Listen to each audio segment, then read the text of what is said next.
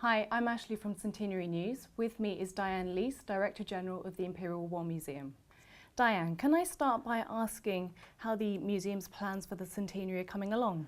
It's really an exciting moment because the museum's actually been shut for nearly 6 months to do an amazing project around recreating the atrium space and creating a new space for our First World War galleries, which open in June 2014. So for us, it's a really exciting period. And now we've crossed the 28th of June, 1 year in marker, it started to really ramp up. So we're feeling really positive about it.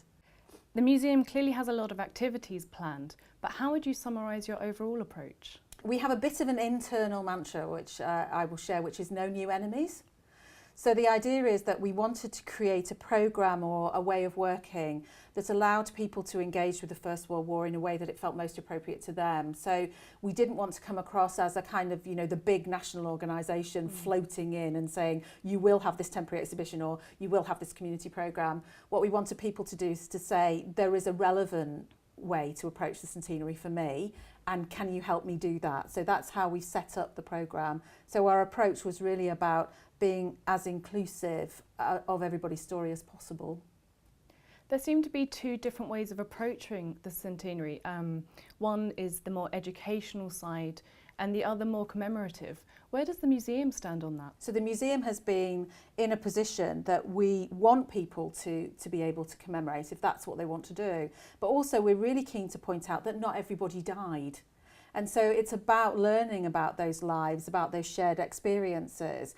And, they say about human beings, we stop learning when we die. And so we're always going to be wanting to tell those stories. So we're aiming really for a balance between the two. The museum's not about being a memorial organisation. Our whole founding purpose was about anybody being able to recognise service, whether that was on the home front or the fighting front. So, and it was about education. But there is, with the numbers that we're talking about here, there has to be a commemorative function. What do you think the First World War means to Britain in 2013? Probably not as much as it could. In a sense that what we've done quite a lot of market research and testing, and I think what people know about the First World War they tend to confuse with the Second World War. What we found is that even where people have said to us, we're really not quite sure, we might recognise Passchendaele as a name or Somme as a name, but we really aren't quite sure how it happened and why it happened. Actually, what's countering that is lots of people saying to us, but it's really important that we know, and it's really important that we commemorate it. So I think our ambition by the end of the whole process is that a lot more people will understand that you can't understand the world today unless you understand the causes, course and consequence of the First World War. 4 years is a long time. Do you think centenary fatigue will be an issue? And if so, how will the museum try to counter it? Yeah, I must admit, we're into new territory here because normally anniversaries tend to be one day.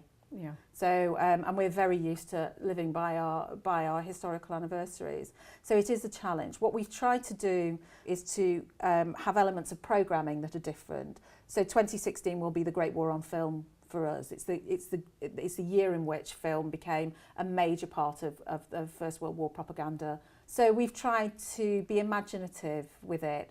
There will be dips anyway because there's a natural chronology to the First World War.